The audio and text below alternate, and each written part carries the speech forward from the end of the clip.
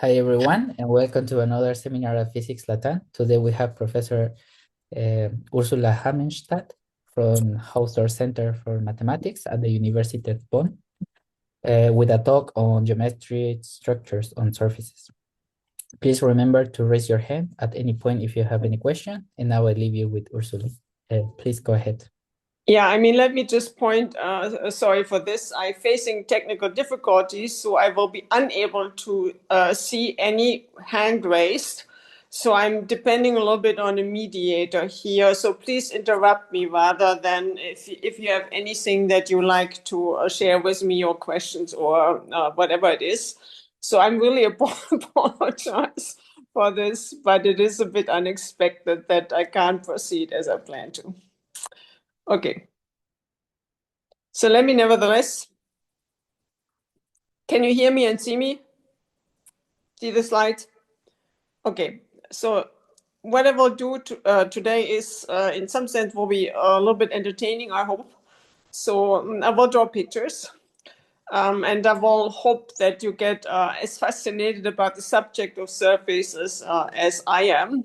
I think it's a beautiful subject in the following sense. It's has many problems that are incredibly hard, that reaches out to pretty much every branch of mathematics and also physics, and which has very little answers, but in spite of the fact that it has been studied for, maybe 100 years or more. And in particular, so what I like about it, so next year is Bernhard Wiemann's, 200th birthday. And of course, we are talking about Riemannian structures on surfaces, meaning Riemannian metrics. And if you are interested in physics, so on the physics or the relativity, Lorentzian metrics play a key role. I will not have the chance to talk about Lorentzian metrics, although there's in the realms I'm talking about, there's a lot of progress also looking at this case, but it will sort of be too far fetched now, so that I cannot address a question of that sort.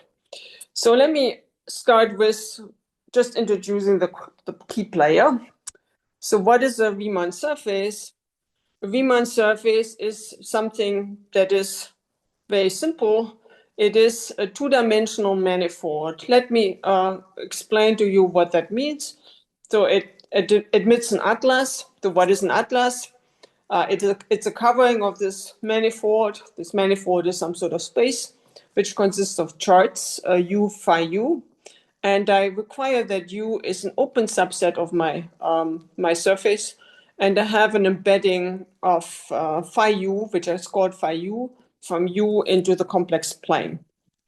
And now we want the following picture.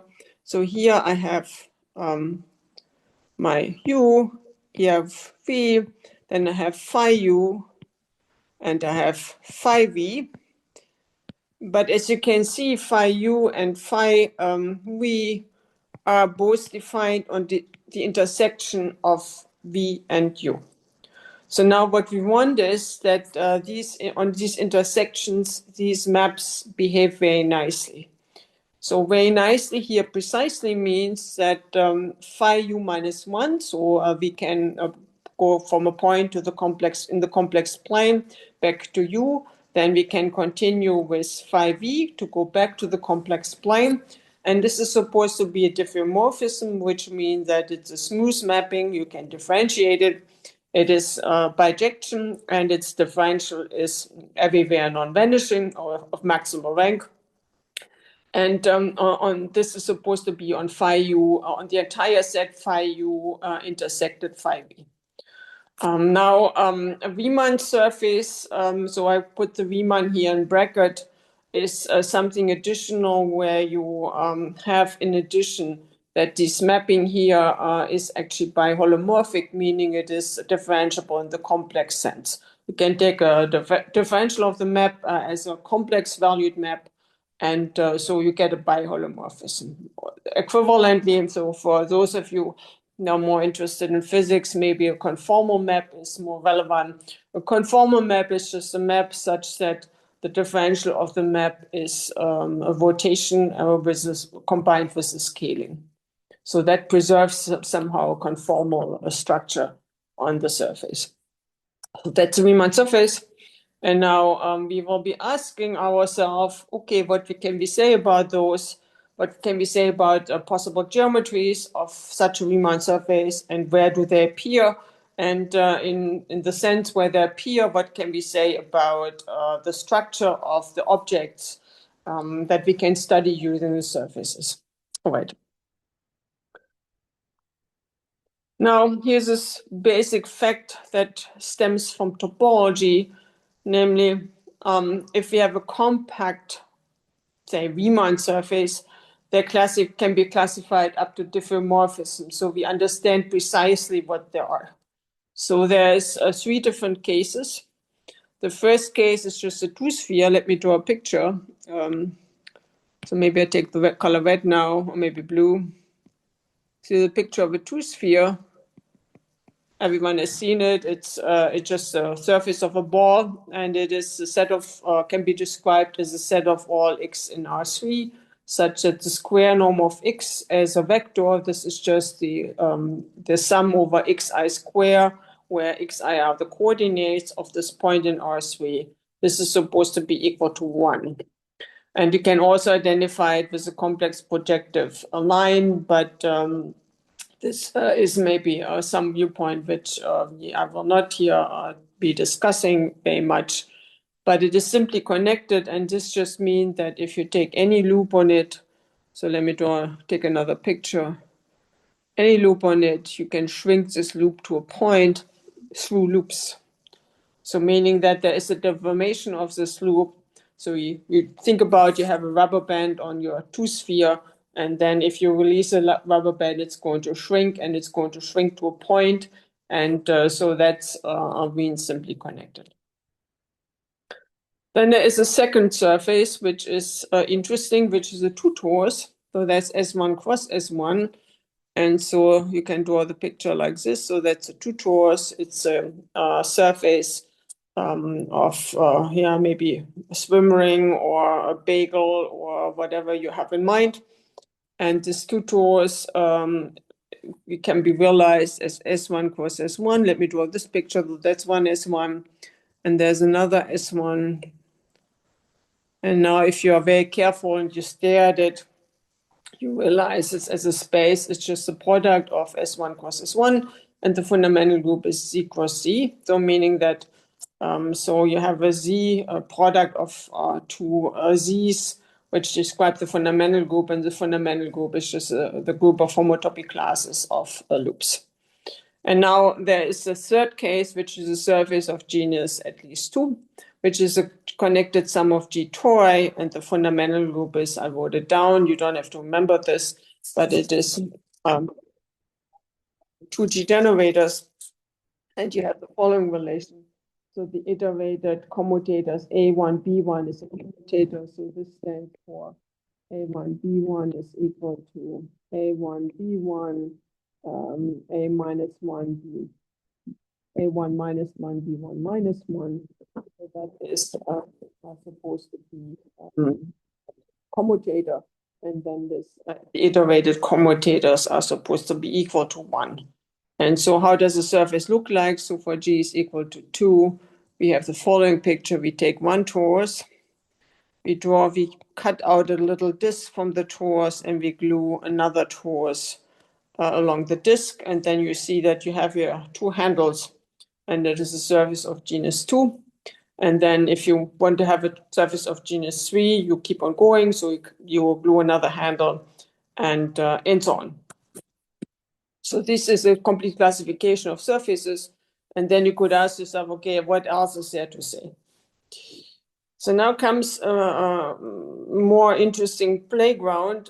There's actually a lot to say besides this classification.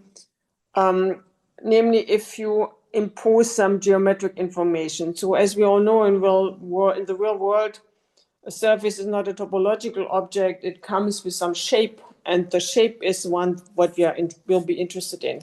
So what is describing a shape is Riemann in metric. So here comes Riemann again. remaining metric on the surface is a smooth section of the symmetric cotangent bundle of S. So what does it mean is it associates to each point on the surface symmetric bilinear form on S, and this is supposed to be positive definite. So bilinear form is just a quadratic form which where you can is given by a matrix where you can multiply the matrix on both sides with vectors, and then a number pops out. And this number is supposed to be positive if you plug in on the right and the left the same vector, if the vector was not trivial. And now for the given choice of orientation, this determines a smooth volume form, which is what I wrote down here. So, I mean, you have to somehow do the following. You take your, your coordinates on the surface. Coordinates are given by this chart, which maps into the complex plane. So on the complex plane, you think about you have coordinates x1 and x2. So that's x1 is the real part, x2 is the imaginary part. And then you take this determinant hij, and the hij is just the h of ddxi, ddxj. So that's now a matrix with 4 entries, a 2x2 matrix with 4 entries. You take the determinant of this matrix, you take the square root, and this gives you a volume form. And then you have a distance function. So in real world, you have a distance function, and dpq is equal to the infimum of the integral 0,1 square root of h of gamma prime ds. Gamma of 0 is equal to p. Gamma of 1 is equal to q. What you just do is, I mean, you look at an optimal path. So it's an optimization problem to find such a path. But what you do is you take a path in your surface, you have a notion of length for this path, which is given by this formula. So you take this inner product, you apply it to the tangent vector of the path. So here goes along, that's gamma prime at the point S. Then you take the square root of this expression, and then you integrate from 0, 1. So and then you run through all paths and try to find the optimal, the shortest path with this notion of length. And so if you've gotten the shortest path, then this is called a geodesic. But so you can also call it a geodesic if it's just shortest locally, meaning that you might allow that this geodesic actually is not shortest anymore when you keep on going. For example, it could be a closed curve.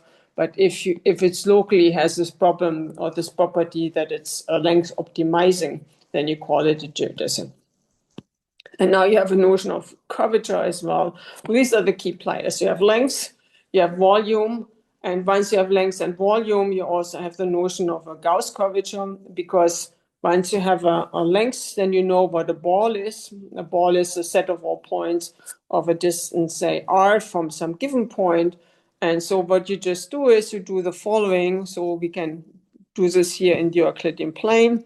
Say we take a ball at about a point P, so that's my P. So the Gauss curvature is going to be a function that depends on P. So what are we going to do is we take the ball of radius R about that point P, and so this has a volume. So in the Euclidean plane, this is pi r square, as this is easy to compute.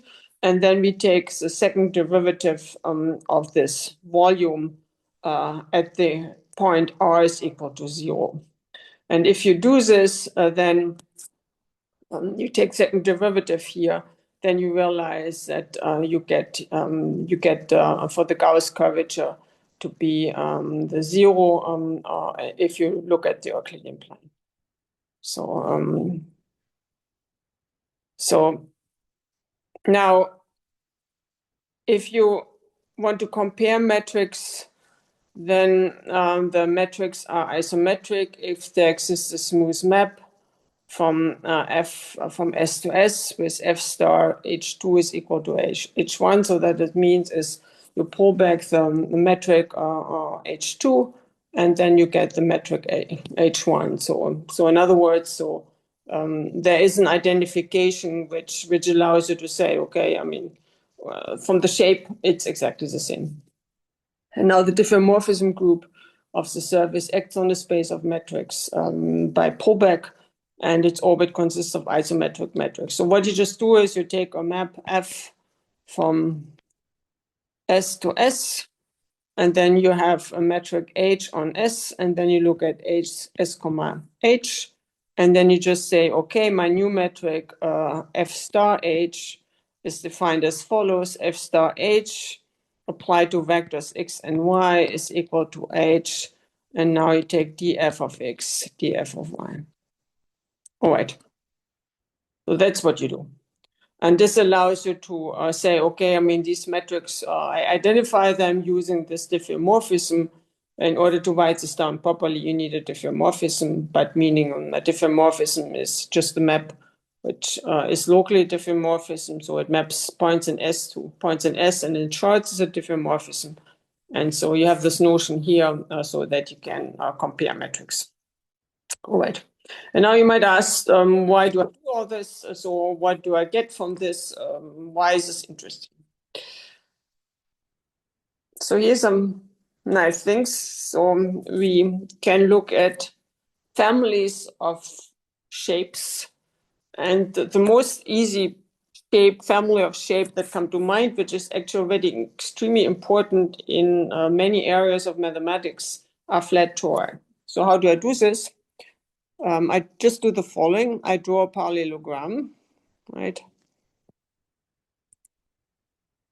And now I identify opposite sides by translation. So meaning what I do is, so I take this side here. Let me give a different color. So I take the side, I translate it up and translate it forward. And since these sides are parallel, so I can move this now marked red side to the side on top, and I glue these two sides together. And then I do the same thing with the other side. So this side is glued to the other side. And then I get a torus. I mean, you can see this very clearly. So let me maybe draw a square here, which is a little bit easier to understand. So what I see here is I get a torus. And so I first glue two sides to get a cylinder, top and bottom to get a cylinder, and then I glue the sides of the cylinder and identify them, and I see the torus again. But as you can see, so the shape doesn't seem to be the same if I glue different parallelograms together. So how can I understand it?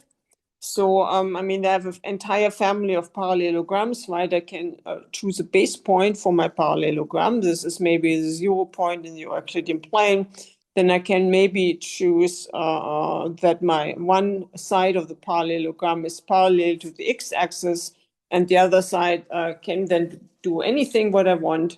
And then I can ask myself, how do these shapes, how do the tori depend on the way I choose this parallelogram? So again, naively, you would expect that there is a nice dependence, and indeed this is the case.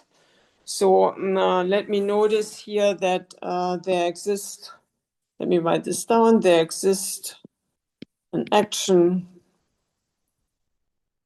of the group GL2. This is just a linear group of 2 by 2 matrices which are invertible on the space of parallelograms.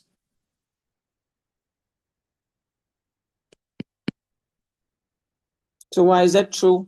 Well, I mean, so how does it go, right? I take my two sides of the parallelogram, then I let the matrix act on them, and then I get two linear independent vectors which defines the side of another parallelogram. So meaning all parallelograms can be transformed into each other if I agree that the parallelogram should have one vertex at the origin. They can be obtained from each other by applying an element of this matrix group GL to R. So how does it reflect the geometry? Now is one thing that is noticeable. So we can try to cut and paste together flat tori, meaning so we can try to assemble a given torus from another one by cutting and pasting.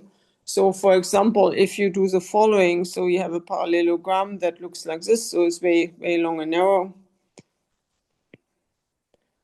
Then you can maybe try to make a new parallelogram by cutting along this side. So this side is identified with this one, this is identified with that one.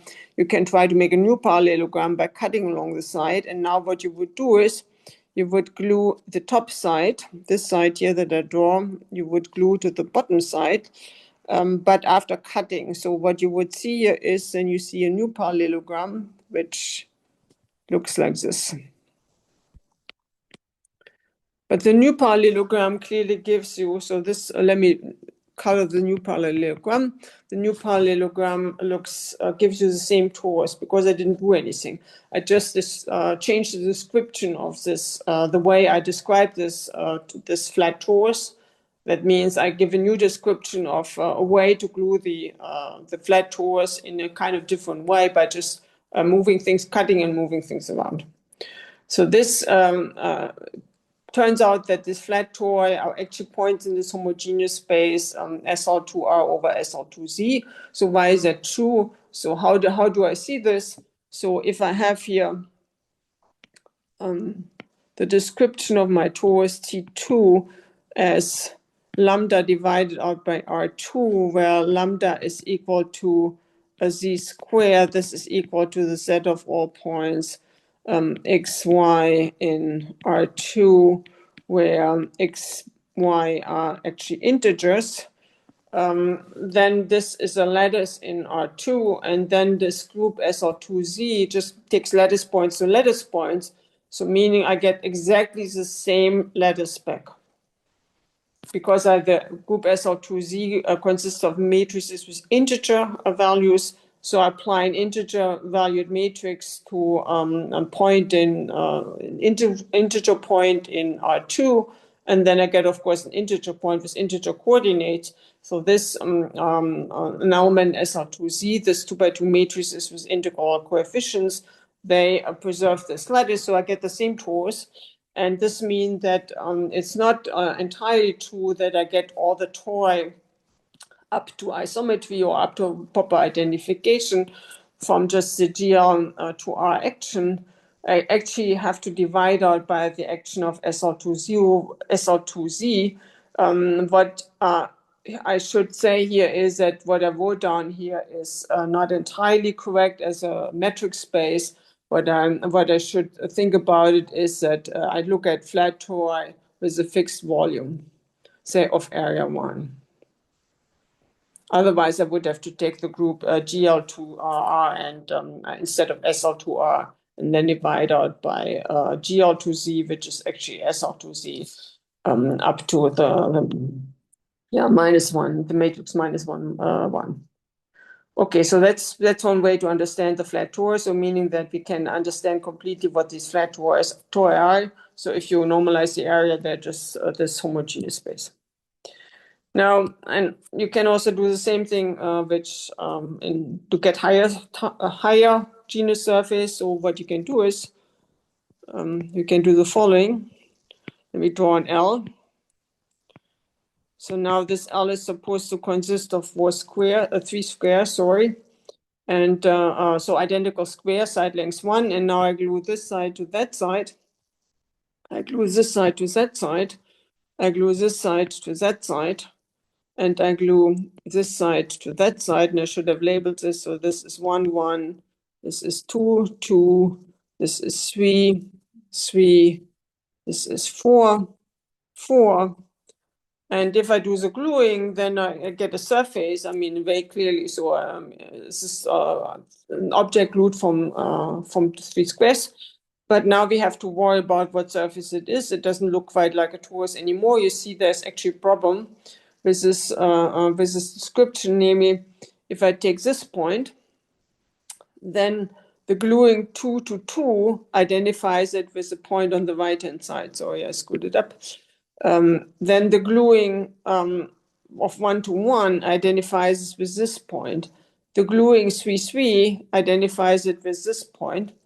The gluing 4,4 identifies it with this point, but now the gluing 3,3 identifies it with this point here.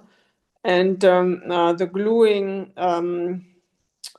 so one gluing is missing, so the gluing 4,4 identified these 2 points. So if you then see, if you do this, take this into account, this means that after the gluing, all the red points are identified. And now you realize that the angle doesn't fit anymore. So here you have an angle pi over 2, here you have pi over 2, pi over 2, pi over 2, pi over 2, and this is 3 pi over 2. So again, the angle sum is not fitting anymore. So, and in spite of the fact that you get a nice surface, you get something that has maybe a singular point where the cone angle is too big. So, however, this has actually important significance, because what you see here is you see what's called a branch cover over 2 tores. Namely, you can just do the following. You can map the whole thing onto the 2 tores by just taking a square and mapping it to the square in the way you see it. And then if you stare at this is a nice map. It makes, so it has each, in the interior of the square, you get 3 images of each point. And so this has a nice map, and this is what's called a square-tiled covering of the 2 tores. So this covering has singular points, which are at the vertices, which you can also easily see. So that's a way to see higher genus surface from the flat perspective, which is an important way to look at them when you think about holomorphic one forms. So as a matter of fact, the square type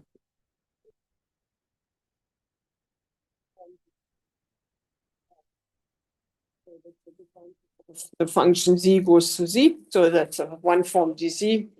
And now you have this one form sitting on the surface. Why? Because it's this one form is invariant under translation.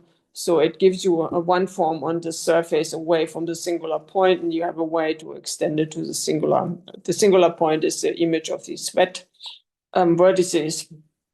And so you have a way to extend it.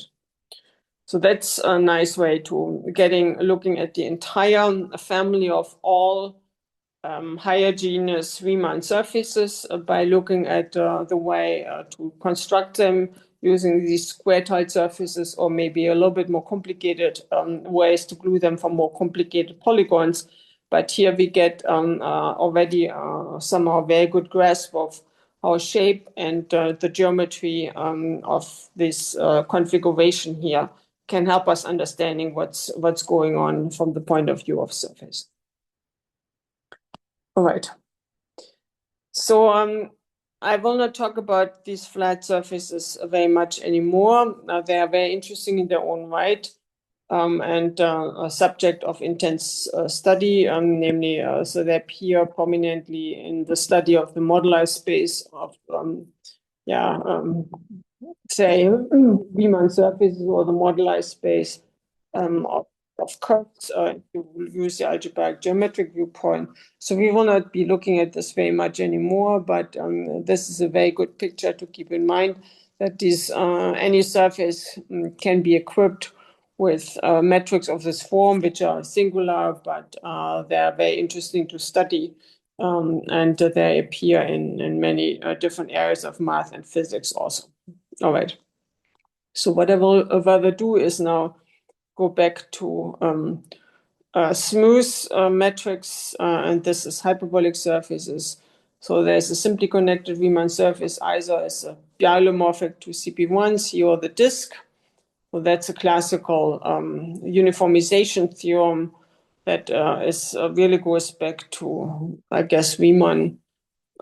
So these are the only 3 possibilities. So we have CP1 is S2, then we have the complex plane, and the disk is in C, but the disk is biholomorphic to the upper half plane that you just compute. So that's, you write down an explicit map, and you see that's biholomorphic to the upper half plane. is a map, is a set of all points Z, such that the imaginary part of Z is bigger than 0, and the group PSR2R acts on H2 as a group of biholomorphic automorphisms in this fashion here. So the matrix A, B, C, D goes to the map Z goes to A, Z plus B over C, Z plus D. All right. And now a closed Riemann surface. Riemann surface means, again, we have this holomorphic change of choice of genus at least 2 is a quotient of H2 under discrete subgroup of PSR2R, which is as an abstract group isomorphic to the fundamental group of a surface of genus G. And so this action, the action of this group on H2 then preserves the metric 4 times the Euclidean metric over the imaginary part of Z square. And this has Gauss curvature -1. So remember, Gauss curvature was the differential of the second derivative of the volume of balls. So that is Gauss curvature -1. And then sorry, there was probably a sign mistake, so I should have taken this negative on the second derivative of the volume of balls. All right. So here, the surface S admits a space of isometric classes of marked hyperbolic metrics. So what I mean by this, so that's more interesting. So we have here, maybe we can produce a hyperbolic metric on our surface, but maybe there is a space of isometric classes of marked hyperbolic metrics. And this space of isometric classes is diffeomorphic to R 6G minus G, 6G minus 6, and it's called the Teichmüller space, and goes as like this. So you take a representation of pi1 of S. This is a fundamental group that I wrote down before into PSR2R, and this is a homomorphism rho from pi1 of S into PSR2R. That's it. So it's just a homomorphism, a group homomorphism. And it is discrete if the image intersects every compact subset of PSR2R and finally many points. And it's phaseful if it's injective. All right. And now, if you have a discrete and phaseful homomorphism, excuse me, then you get a closed hyperbolic surface of genus G is bigger or equal than 2.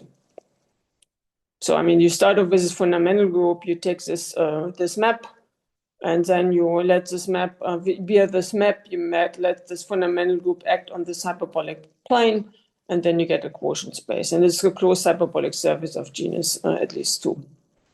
And the question that I really want to discuss today is the following, and then I will sort of take a little one little break in the sense that I try to sort of explain what we are trying to do here. So the first question is, how can we tell that two surfaces are isometric, meaning how can we tell that we have the same objects from the point of view of geometry? The second is, how can we tell that two Riemann surfaces are biholomorphic? So what does it mean is there should be a map between these Riemann surfaces which preserves the complex structure in the sense that it takes a pullback of a chart and it maps it to a chart from our original surface. So meaning that there is no change of complex structure under the map. Then the third question is it meaningful to study discrete and phaseful homomorphisms of pi1 of S into other Lie groups from a geometric point of view? Then the fourth question is, given a smooth manifold with a Riemannian metric, so a smooth manifold is just one that has shorts, a space that has shorts as before, and we have a Riemannian metric, does this manifold contain geometrically meaningful surfaces that reveal properties of the manifold?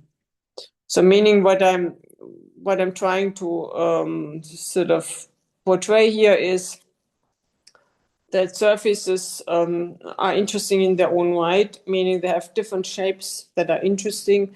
We have seen that for a surface of genus at least 2, meaning it's a torus, it consists of a connected sum of at least 2 tori.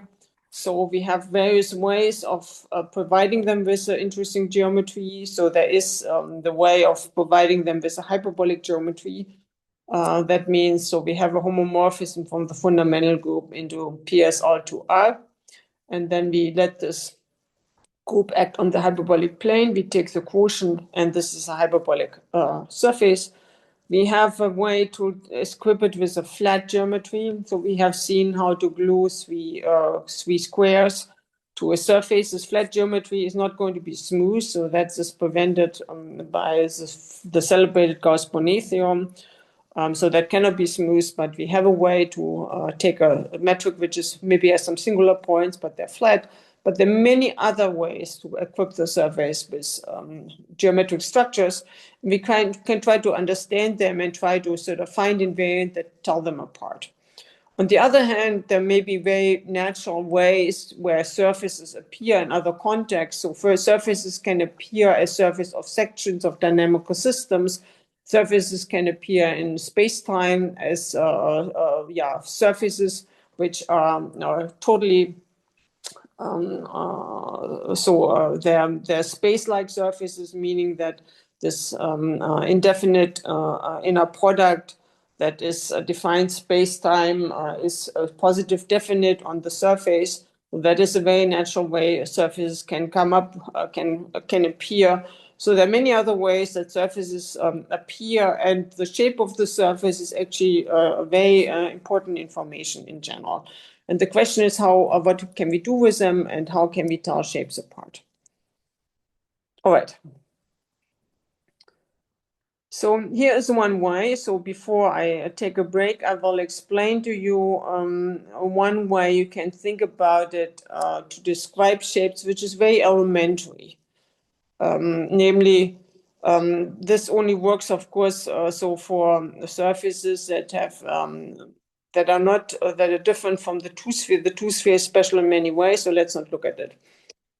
So, for example, let us suppose we have a hyperbolic metric on our surface. So the surface needs to be of genus at least 2 to have a hyperbolic metric. Then to any free homotopy class alpha and S, there corresponds a conjugacy class of an element in PSR to R in the image of the representation rho. So what I mean by this is just the following. So you have your map rho from pi1 of S into PSR to R. And now you know that, so that's a homomorphism that describes this hyperbolic metric, but then you know that the image is some element of PSR to R. Now we can ask ourselves, what do I know about this image? It turns out that this image is conjugate in PSR to R to a diagonal matrix lambda minus 1, of course, so there's typo here. Lambda minus 1 for some lambda bigger than 1. So meaning that, so there is a matrix, so we don't know what it is. So we take an element here, say a gamma in pi1 of S, a gamma different from the identity. And then we look at rho of gamma. This is now an element in PSR to R. And then we know that, so that comes from studying what's going to happen with the geometry of this quotient surface. We know that there's only one possibility, namely, so there exists A in PSR to R, such that a rho of gamma A minus 1 is equal to lambda minus 1 for some lambda bigger than 1. That's the only possibility. You have to work on this in order to see this, but this is not very hard. And so we have, in other words, so this is equivalent to stating that the trace of this matrix is bigger than 2. So strictly bigger than 2. And now 2 times the logarithm of lambda turns out to be the shortest length of a simple closed curve in the free homotopy class. So what does it mean is I do exactly what I discussed at the very beginning. So here I have my surface. So this element gamma defines me a loop. Now I just take this loop and let it run over the surface, trying to minimize its length.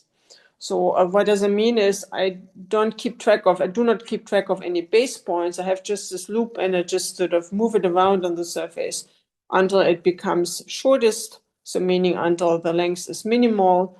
And if this position is achieved, then I know I cannot shorten it anymore. And so that's the optimizer for this length optimization problem. And 2 times log lambda is the shortest length of the simple closed curve in this free homotopy class. All right. So that's just a computation.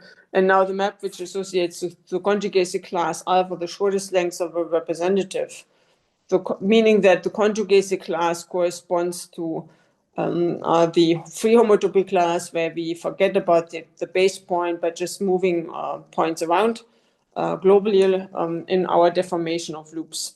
So this length of the representative is called the marked length spectrum of the metric, and it's a function with values in A infinity for a number A bigger than 0, depending on the metric.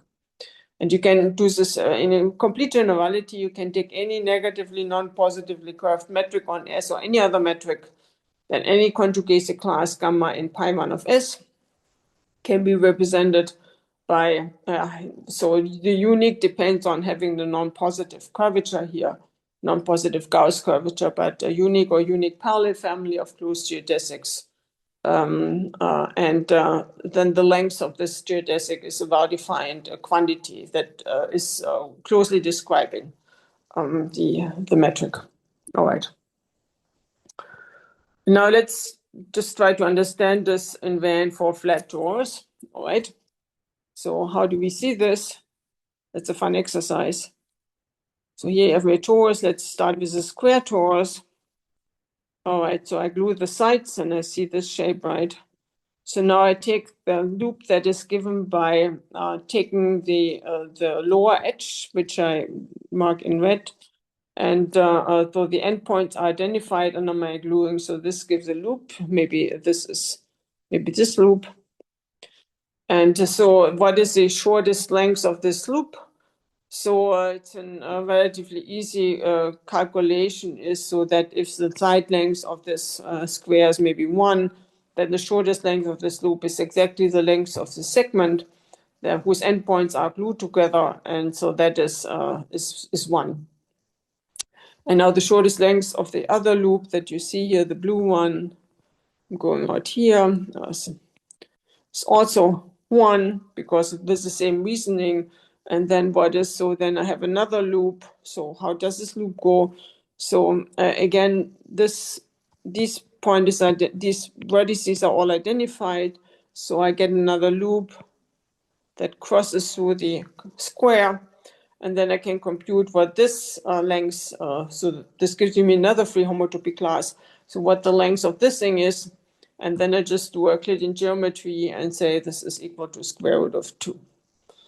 So that I get numbers here. And then if you just do the same computation for all such free homotopy classes, which is very easy because you think about that you have here an integral grid on the R2 where you just connect points on the grid by straight line segments and see what the lengths are. So this turned out to be the marked length spectrum exactly. And then you just have integral multiples of square root of 2 and integral points or integral lengths. And this describes precisely the marked length spectrum, meaning you give this element in the square name, say x comma y or k, q, where k and q's are integers. So you sort them out in some way, and then you associate to each such element or length. And this is just giving, it's just an integral length or maybe square root of 2 times an integral length or something like this. You can compute everything completely explicitly. All right, just looking at distances between grid points, integral grid points on R2. So that's one way to compute it. And now what happens if I apply an element of, say, SL2 on it, and I move this to a parallelogram. And then what I see here is that, of course, this marked length spectrum changes. So why? So let's suppose we put somehow we arrange in such a way that the first vector remains fixed and maybe the other vector moves. So maybe in this shape here, which you can do by rotating somehow. Rotation doesn't change anything in our Mark length spectrum problem. So it's just sort of taking the way I look at this the square here. I can rotate the square around. It doesn't change the torus that I see. And but here, sort of the way I describe the torus has changed, and now you can clearly sort of see that the Mark length spectrum has changed as a function. And if you do the computation, which is completely elementary, then you realize that what you need to do is you need to sort of take into account this other Tor action. And then what you see is that the space of Mark length spectra tell all these tori precisely apart. So meaning that the Mark length spectrum of a flat torus, two torus, determines the torus up to marked isometry. And so let me just finish with this definition. So the Mark length spectrum of the metric is a function which associates to the free homotopy class its length. This function is invariant under the diffeomorphism group, which preserves which is isometric or isotopic to the identity. Simply because I pull back the metric, then I get an isometric metric, but it's not under the invariant under the mapping class group of automorphisms of pi1 of S. And if rho is a representation, and if I have an automorphism, then I mean this representation defines a hyperbolic surface isometric to the one defined by rho. So that's something we have to take into account. But if you're only interested in giving a fixed description, then the Mark length spectrum of the metric is an interesting function to look at. And so here, so let me, before I take a break, let me give you the Mark length spectrum rigidity conjecture, which in general is completely open. So the Mark length spectrum rigidity conjecture says that the Mark length spectrum determines the metric H up to isometry. Well, that's a conjecture which you can formulate in many different types of generalities, and they're related to many areas of mathematics, as it turned out. But it's very easy to formulate. I mean, I just have my manifold, so I can also look at not only at surfaces, but in higher dimensional manifolds. If a manifold, I have my bunch of curves. I try to define or try to find out what the shortest length is. And then the question is, does this set of lengths already determine my geometry? And the answer is sometimes yes. So the conjecture says it's always yes under some additional assumption on the geometry.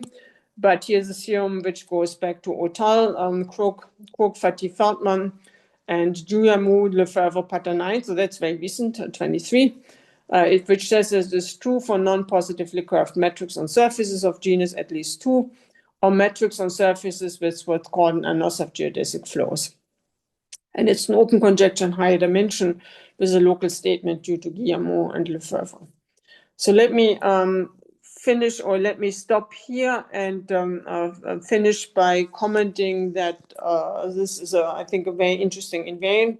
And as we will see, so after the break, I will talk a little more about what's known about the conjecture, this conjecture, and try to be as elementary as possible, and also maybe connected to sort of other questions, again, like having surfaces sitting in maybe other manifolds where you don't have not just the surface, but have maybe more ambient, interesting geometry in its own right. But let me take a break here. Thank you. It's good. Yeah, so let me continue. So what did we understood? What did we understand so far? So we understand that the Mark length spectrum that are introduced here is maybe an interesting quantity, an interesting invariant of, say, a surface with some nice metric. It does determine the metric if the metric is non-positively curved and the genus of the surface is at least 2. It also determines the metric on a flat torus, a flat metric on a flat torus, as I try to explain. And this explanation is actually not very hard. I mean, this is not very hard computation. The other works that I was discussing here on this slide is actually very difficult and deep. And it involves trying to understand how much information we can get from this Mach length spectrum by relating it to maybe some different way of looking at it. And I will spend a little bit of time now looking and just explaining how you can have different ways of looking at this Mach length spectrum. In the case, we start with the case of a hyperbolic surface. So let me just do this. And so the first instance that we see is that the action of PSR2R on the hyperbolic plane extends continuously to an action on the boundary of the hyperbolic plane. So what is this boundary supposed to be? This is just the union of R and infinity. And this is by diffeomorphism. So why is this true? Because if you take a real number, say t in R, and you map it to AT plus B over CT plus B, this was exactly the prescription of the way the group PSR2R acts on the upper half plane. Then you see that this is very clearly a real number. So A, B, C, D are real numbers. So the determinant AB minus AD, sorry, minus CD, CBAD minus BC is equal to 1. That's our assumption here. So the P comes from the fact that minus the identity acts trivially. So if you plug minus the identity in this equation, then you get T back. But you can clearly see that's a beautiful number, again, a real number. It could be infinite, however. But you can see that, so that's a smooth action on R union infinity. We just identify R union infinity with a circle. And that's a diffeomorphism. So you get more information by this. And now if you have this discrete and faithful map from the fundamental group of a surface into PSR to R, which defines the hyperbolic metric on our surface, then just simple by this extension property, each element in this image of this group acts on this boundary, which are defined in this way. Again, let me highlight this with north-south dynamics. So what does it mean first? North-south dynamics, maybe I raise my little computation here. So it means just the following. So here we have my circle. There are two fixed points for the action. And so if I take a little neighborhood of one fixed point, this is maybe this neighborhood, and I take a little neighborhood of the other fixed point, and the first fixed point was maybe repelling, and the other fixed point was attracting, then the following happens. So I take my psi and I start iterating the psi. So if I start iterating, I apply it k times for, say, a positive number k. And then if I do this often enough, the following happens. So the complement of this red neighborhood, which I denote now by, mark now by blue, moves entirely in the red neighborhood of the plus point. And if I do this backwards, so I look at psi minus k, then the complement of the, maybe I should have taken a different color, sorry. The complement of this green neighborhood of the plus point is entirely moved into the red neighborhood of the minus point. So meaning this blue region is moving into these small regions depending on whether I iterate forward or backward. That's called north-south dynamics. Is a very pictorial description. This name is a very pictorial description. So you move to north or you go back, moving backwards, you go to south. And now if you look at this particular case where we have this group PSR2R, and we look at the image of an element in pi1 of S. So we saw that this image is conjugated in PSR2R to the matrix lambda minus 1, where lambda is bigger than 1. But now conjugation, we think about, doesn't change anything. So let's just look at what this element here does on the boundary of the hyperbolic plane. So lambda is a real number bigger than 1. I mean, this is very simple to describe. So if you look at the way the mapping, so T goes to, in this case, A, t plus b, so at is lambda, t is 0, and now you divide over by c t plus d, so the d is lambda minus 1, and this is equal to lambda squared. So meaning you get just the map t goes to lambda squared t, and so lambda is bigger than 1. This is very clearly an expansion, meaning that it scales everything by the number lambda square. But on the other hand, so we know also that if we look at the fixed point t is equal to 0, that's a fixed point for this action, I mean very clearly, because 0 is going to 0. And you take the derivative of this map at t is equal to 0. So let me put this map as f of t, d dt f of t at t is equal to 0 is equal to lambda square. Right? So meaning you will cover the lambda, it comes here in the square, but you will cover this lambda here from the derivative at the fixed point. So meaning if you just do the following, so we just take all the derivatives of the elements in the group at their fixed points, then we can recover the Mark length spectrum. So why? Because we saw that if we take this element here, we have it in the image of our homomorphism from pi1 of s to ps out to r, then the corresponding length of the closed geodesic that represents this free homotopy class. So there is a geodesic which has minimal length, and the length of this geodesic is just 2 times log lambda. So meaning this lambda square here completely determines the length. So all we need to do is we have to look at the action of this group on this the boundary of this hyperbolic plane, look at the fixed point of this action, and then completely recover this Mark length spectrum. So that's one way to look at it. That's, I think, very nice. But now here is this point. So if we have another discrete and faithful representation, then we can find a pi1s equivariant homeomorphism from the boundary to the boundary. So what does it mean is, so you think now of this boundary as being a circle. Again, R union infinity is sort of as a circle. Then I have here the same circle. I have this map, this homomorphism, let me call this F. So what it does is, it is pi1 equivariant, meaning so it takes a point F. You can apply an element of pi1 of S. Again, this acts on the circle very nicely. So let me call it, say, a row of gamma. And then we get, so we want to see what this, row of gamma applied to a point x. So we want to see what this does in relation to our action.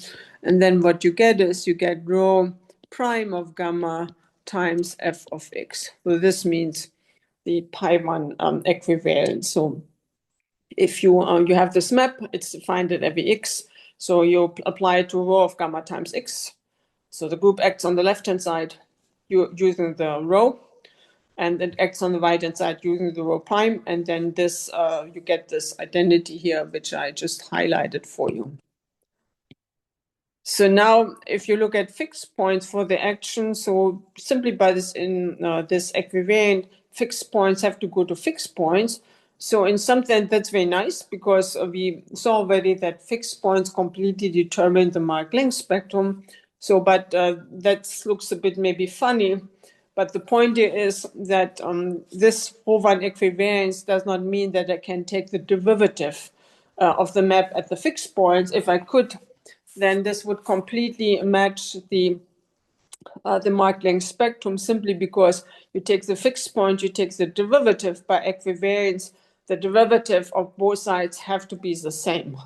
And then from the derivative, you can then recover the Mark length spectrum. So this map is never smooth.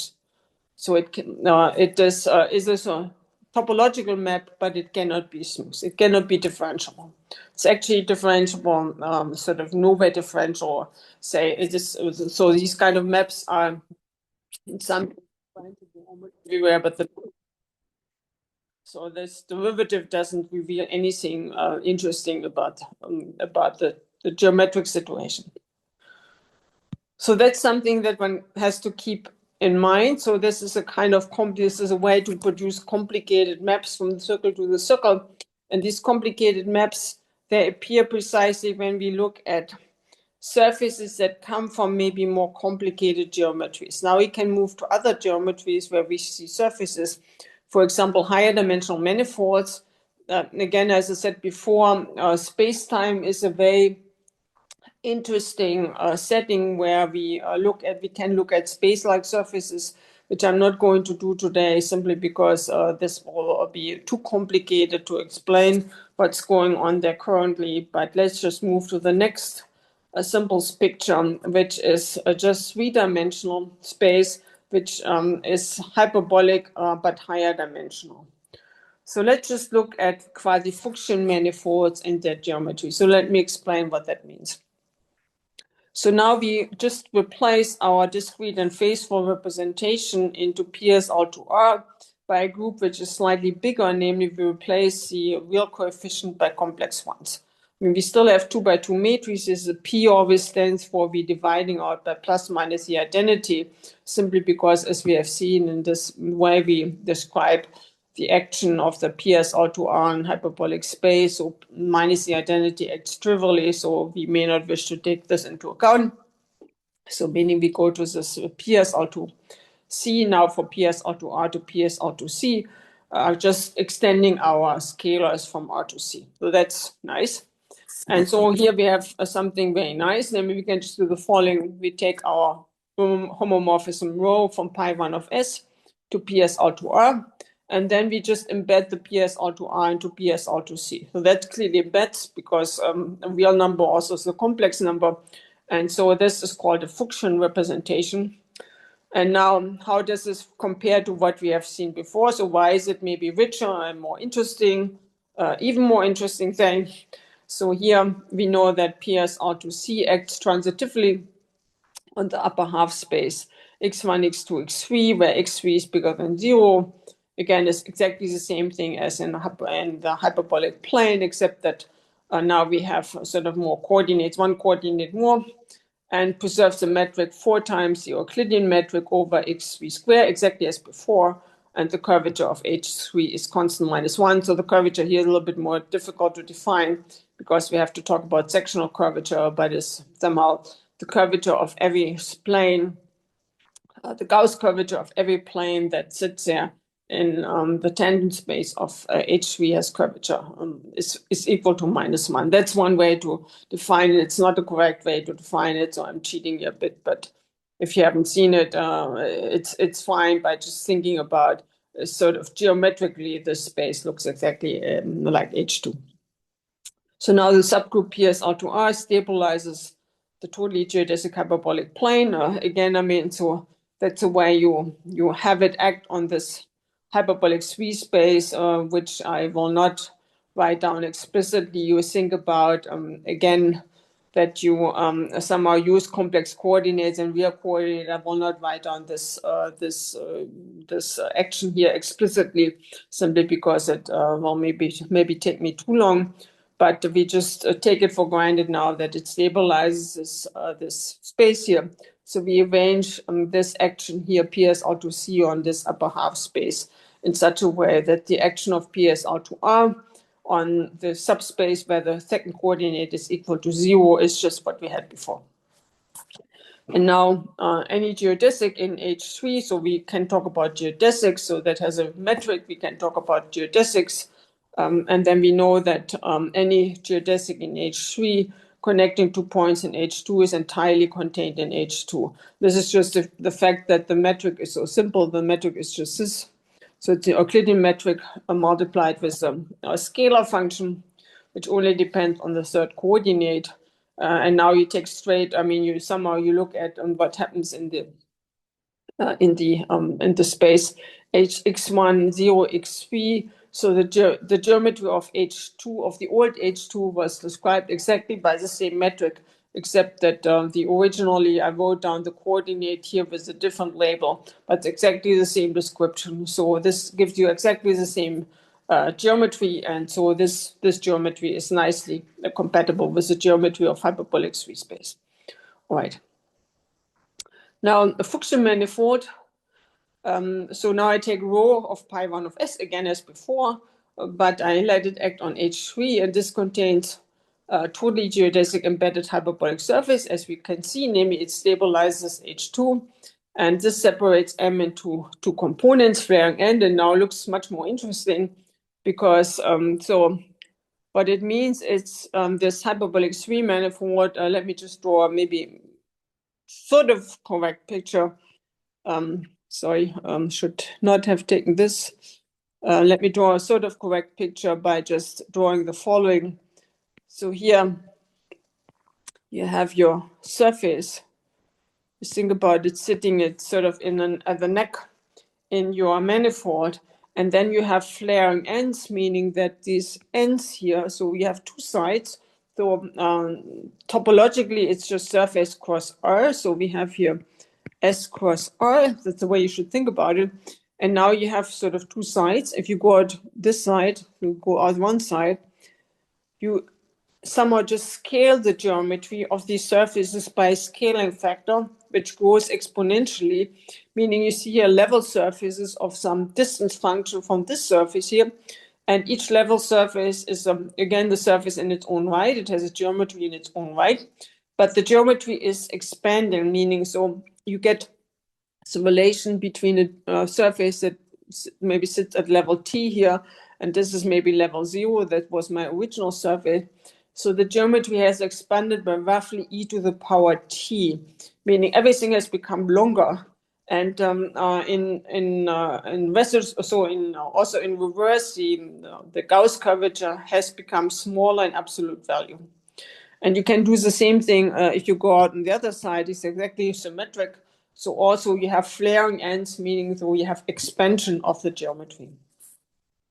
And now if so S is this S is totally so at level 0 you have a totally geodesic surface, and this means that the two principal curvatures obtained by taking the covariant derivative of an outer normal field vanish. I will not explain exactly what that means, but what it says is you do the following. So you have your surface that may be one of these level surface. You take an outer normal, so meaning a vector pointing perpendicular to the surface. You see how this outer normal develops along a curve that remains in the surface. And what is going to happen is, so it will, of course, not be fixed, so it will somehow move. And you can differentiate, and you see whether this differential here means covariant differential, but think about it, that's a way to differentiate this. And you see how much this normal vector is going to move towards the surface, meaning how much it's going to slide towards the surface. So if you have a picture like this, you differentiate this, you see a sort of compressed down a little bit, you see a bunch of vectors which are going to move in this way. So now you differentiate this, and you can clearly see that the differential is going to be a vector which lies in the plane in this way, right? I mean, you just sort of move the vectors, this normal vectors, and then you see that it's moving towards this vector. But you can also have a situation where the shape looks in this way. So you move the normal vectors are moving sort of pointing towards each other inside a direction, and then you will see the different differential here. So you will see that you move into in another direction. So now by just differentiating, so you can clearly see that folds over to the other side. So this gives you should think about this is somehow positive principal curvature. So this reflects positive, meaning I fold towards my surface, and this means somehow negative curvature where you have a picture like this. Again, I will not be super comprehensive here because it will just mean a bunch of definitions. But so we have these two principal curvatures, and then these are so-called eigenvalues of the shape operator. And so we want that, so if this is vanishes, if that both vanish, it's totally geodesic. So then it really looks like the normal doesn't move at all. So it's some are moved without changing position. So the mean curvature of an immersed surface equals the trace of the shape operator or the sum of the two principal curvatures, and its sign depends on the choice of a normal field. So we have seen here, so this sign is here different from this one, though, as I tried to explain. So so in this picture here, let me highlight this. We move the direction of moving is different from the direction of moving in this picture. So so the sign depends on the choice of a normal field. Again, if you flip the normal field over, then you duplicate the first picture, as I have indicated. And the surface is called minimal if the mean curvature vanishes. So meaning these two ways to move the normal vector along different directions on the surface, they cancel out. And so it turns out the minimal surfaces are critical points for the area functional. So what I mean is I can now take my three-dimensional manifold. I can take my surface. This was the surface we started off with, this one. I try to wiggle it a bit. Is the area of this wiggled surface going to be bigger, smaller, or the same? And so if this is a critical point, meaning if the differential of the area at this point is always zero, meaning it could be like a local minimum, for example, then we say that it's a minimal surface. So in the situation at hand where we have this totally geodesic surface, this is going to be a minimal surface. So the principal curvature are both zero, that's minimum, and then you have to prove a little statement in order to see that this being a critical point of this area functional is equivalent to being minimal, meaning in the sense that the sum of the two principal curvatures vanish. Which is, of course, independent of the sign of the normal field, because, again, 0 is 0, plus 0 is equal to minus 0.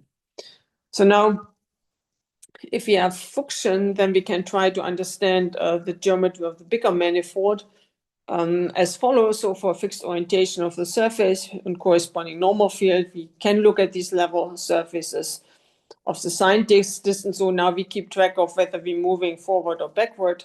And the function which associates to this level R, the mean curvature. This mean curvature is constant. This function is going to be monotone. And the Gauss curvature is also constant on these surfaces, and it's turned out to be contained in minus 0.1, with a minimum at the surface we started off with, and then we going out, it's expanding, and so the Gauss curvature goes to 0 in absolute value. That's sort of the beautiful description of these manifolds. But of course, that's not so interesting in its own right. So we didn't learn anything new. But what we can do is we can change the representation. So we can look at other ways to produce surfaces that are defined using homomorphisms on pi1 of S into PS out to C. So we can deform our representation. And so that's a sort of very popular area of mathematics now, trying to study deformations of their representations.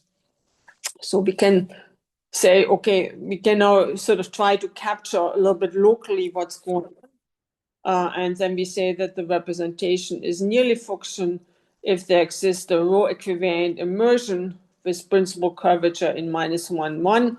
So if it was function, then we had a row in equivalent immersion of H2 into H3 by just embedding H2 in H3, and the principal curvature was identically 0. That sort of indicates that we have a representation which is nearby the function representation.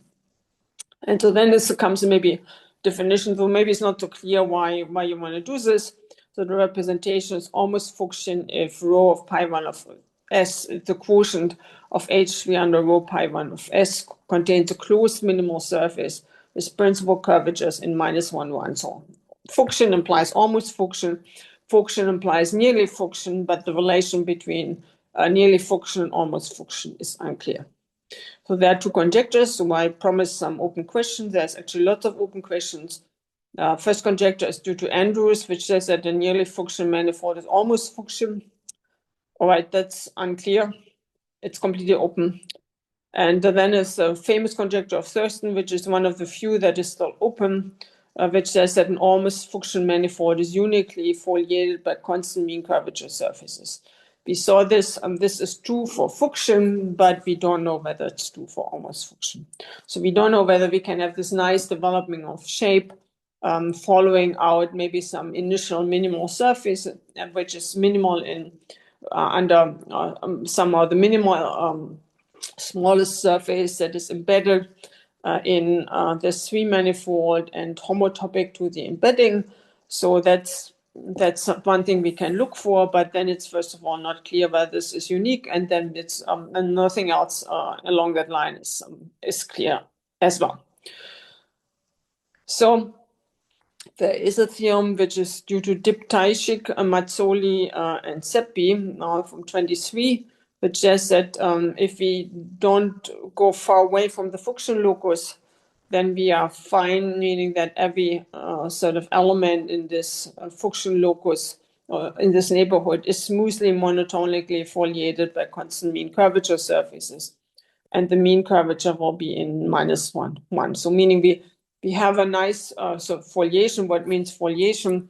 So it means exactly what I alluded to before. So we start off with our surface here. And then we have a family of parallel surfaces which fill parallel, meaning so level sets of some function which completely fill the manifold. And so they consist of constant mean curvature surfaces, and the mean curvature is in -1. So why you want to be interested in, so these surfaces will reveal you somehow how the geometry develop if we move away from maybe our initial surface where we have a good guess. So this is a way to understand the geometry of this higher dimensional manifold completely explicitly. Okay. So now how does it relate to what we discussed before in the hyperbolic surface case? So this relates as follows.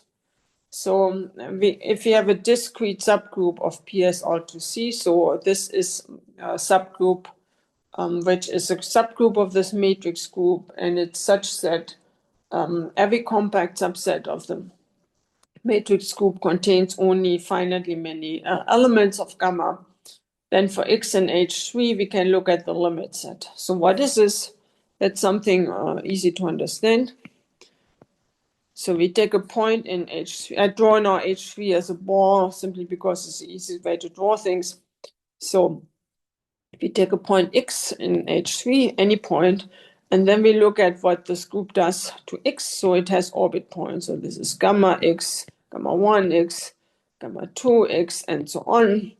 And now we know that the group is discrete. This implies that if we take any compact ball around X, so maybe this thing, then this compact ball contains only finitely many orbit points. Our group, however, is going to be infinite, hopefully.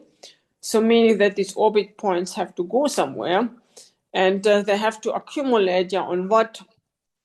So we saw that the hyperbolic plane can be compactified by adding the real line union infinity. This is really a compact space, and it makes it homeomorphic to the disk. The same holds true for hyperbolic 3 space. We compactify it by adding now the plane Hx3 is equal to 0. Union infinity is, so a plane union infinity is a two-sphere. So we get a compactification by adding a two-sphere. And now we can look at so this distribution of orbit points.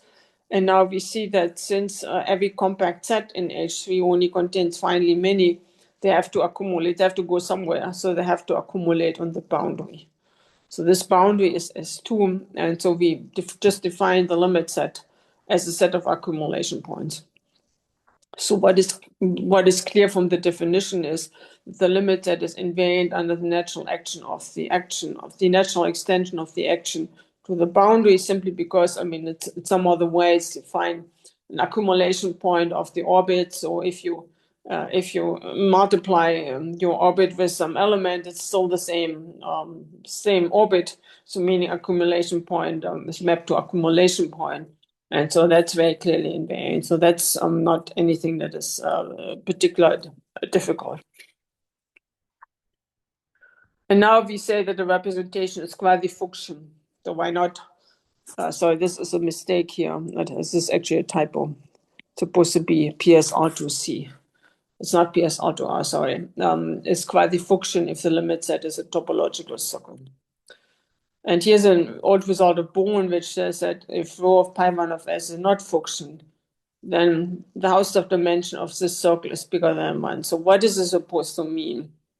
So it just reflects exactly the fact that I tried to explain. If we have two homomorphisms from the same fundamental group of a closed surface into PSR2R, and they're not conjugate, so we cannot expect that there is somehow a relation of the Mark length spectrum, simply because I might define different geometries and Mark length spectrum might be different.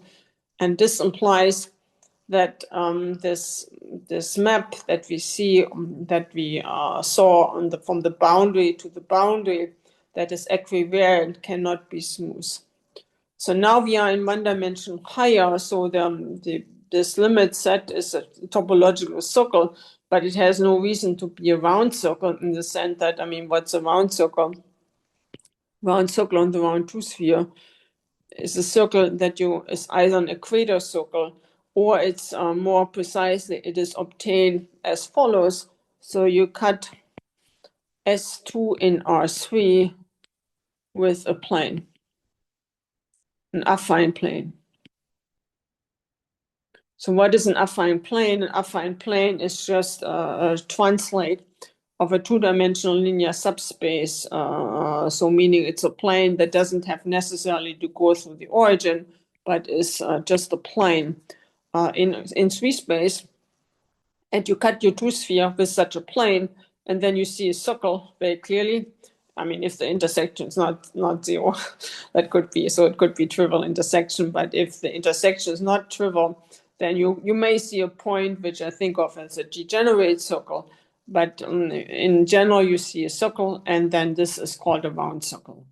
So of course, there are as many round circles as there are planes that intersect the two sphere non-trivially. So that's kind of a finite dimensional space of round circles. If you think about that, the plane is determined by a point on it and a normal direction, say, that's one way to determine a plane. So this is a finite dimensional space of data, which determines the round circle. So, but here, so we may not have a round circle. And so what Bonn showed in 1979 was that if rho of pi1 of S is not function, then we do not see a round circle. We see a very wiggly circle, meaning it's a fractal circle. So the circle looks very fractal. So locally, it's not rectifiable, meaning locally it does not have finite length. So the Hausdorff dimension is a way to measure how far away it is from having finite length. And if this Hausdorff dimension is bigger than 1, this can never have any finite length, not even locally of any sort. In particular, so there is no nice map from the circle into onto this limit set, which is differentiable as a map from the circle into S2. So that's it's a complicated circle. So it's a sort of very rich dynamics that is going on here.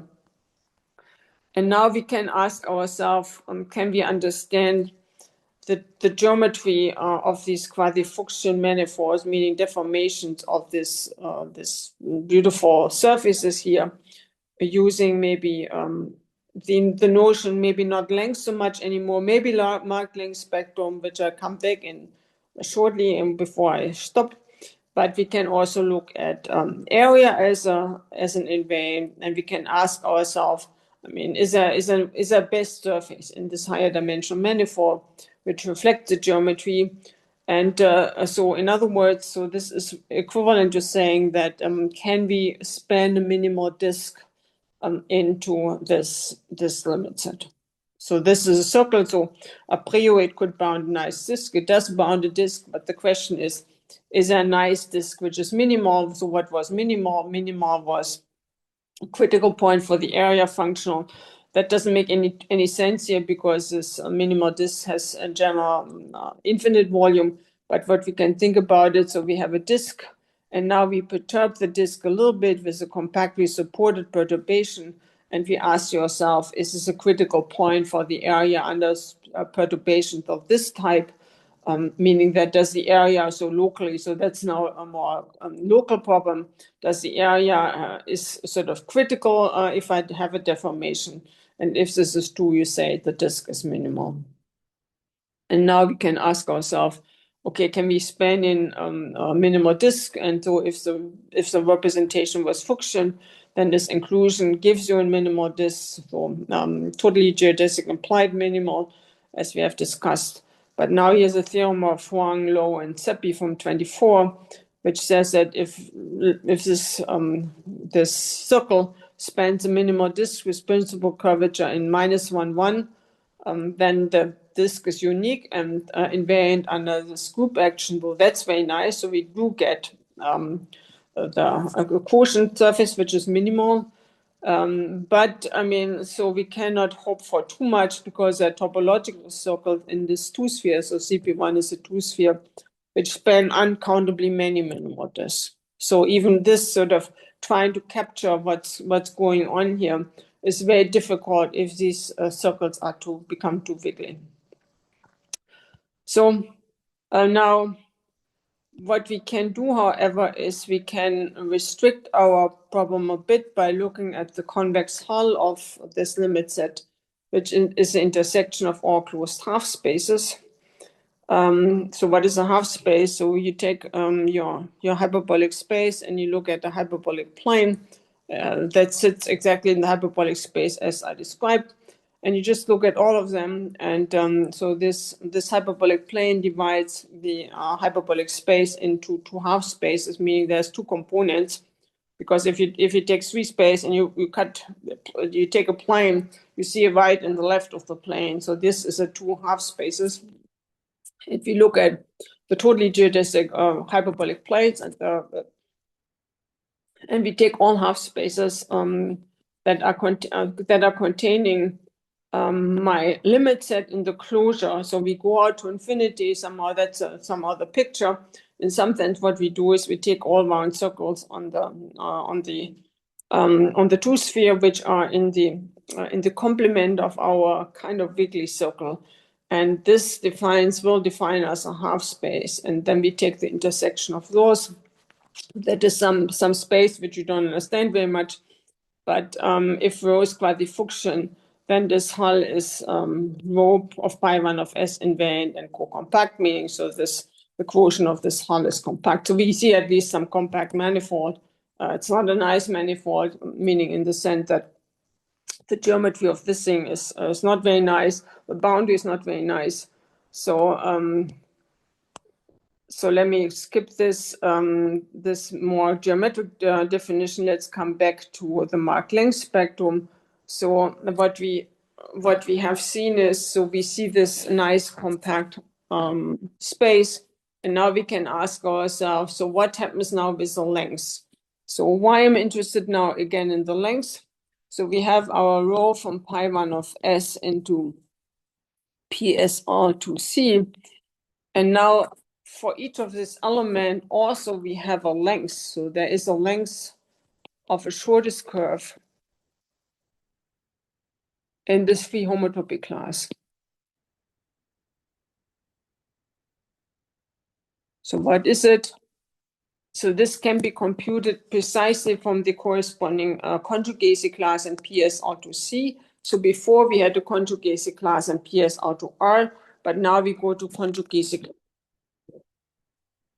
And now we get a matrix that looks exactly the same way. So it looks like lambda -1, but lambda is not real anymore. Lambda is now a complex number.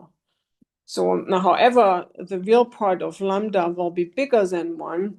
Sorry, not bigger than 0. It will be bigger than 1. And now we can compute from the real part of this lambda precisely this length exactly in the same way as before. You have to prove this, but again, we get a bunch of matrices. So these matrices are going to be conjugated in PS-R2C to matrices of this form that we see. Again, with the caveat that now lambda is a complex number rather than a real number. So from this bunch of matrices, we can compute the corresponding lengths that we see. So from this just the real part of this lambda, actually not the real part of lambda, is exactly as before. Su time log the real part of lambda exactly as before. So that's a bunch of lengths. And now we can ask ourselves, we see again a bunch of numbers. So again, to every conjugacy class in pi1 of S, there is associated number. So this gives us a function from the conjugacy classes in pi1 of S into the reals, and we can ask ourselves, can we capture the geometry of this now more complicated manifold, or this more complicated way to look at surfaces, or in higher dimension, can we capture the geometry from these numbers? And the answer is yes. So Mark length spectrum rigidity does hold for quasi-functional manifolds. But now comes the caveat. So there's a lot of open questions relating to this, because this is a rather weak statement, as it only says, okay, I take two quasi-functional manifolds, so I stay within the space of quasi-functional manifolds, meaning that come from homomorphism from pi1 of S into PS-R2C. And then I just compare among those. And then I want to ask, okay, can I distinguish two of them by this Mark length spectrum? And the answer is yes. But it doesn't say anything about comparing what happens if I compare with other geometries. And the only result that I'm aware of that sort of reaches out to this little bit better generality is a theorem which is due to Fricker and Furman from 22, which says that the Mark length spectrum of a quasi-Fuchsian manifold, which is not Fuchsian, does not coincide with the Mark length spectrum of any non-positively curved. So this is a type of metric on a surface. Okay, so let me summarize what we have seen, and then I stop. So what we have seen is that we can relate sort of geometries on surfaces to things that can be seen in groups that are as simple as PS-R2R, PS-R2C. So they describe geometric structures on surfaces in some sort of indirect way, but there are other ways to describe geometric structures of surfaces, like coming, for example, from gluing polygons or squares.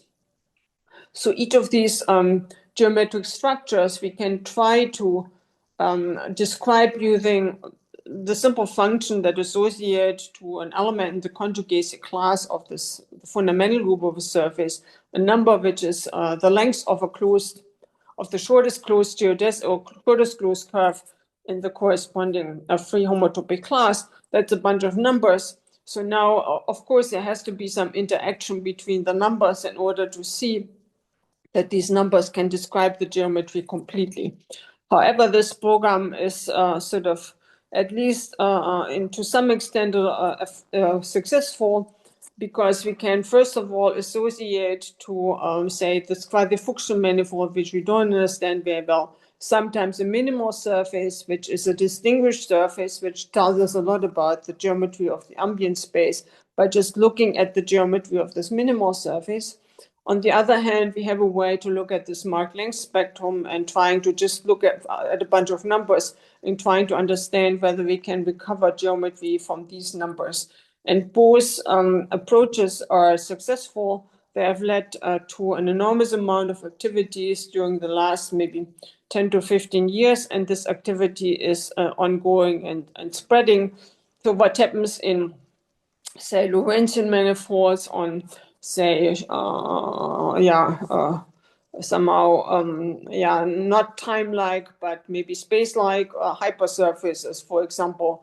What happens in higher dimension? What happens in other, if you have representations into other Lie groups, say, homomorphism from the fundamental group into other Lie groups? Most of it is completely open, not understood at all, and I think reaches out to really interesting questions And since I presumably are talking mainly to young people, so I encourage you to look at some of these questions, which are really fun to play with, and try to find out what's going on. So thank you for your attention.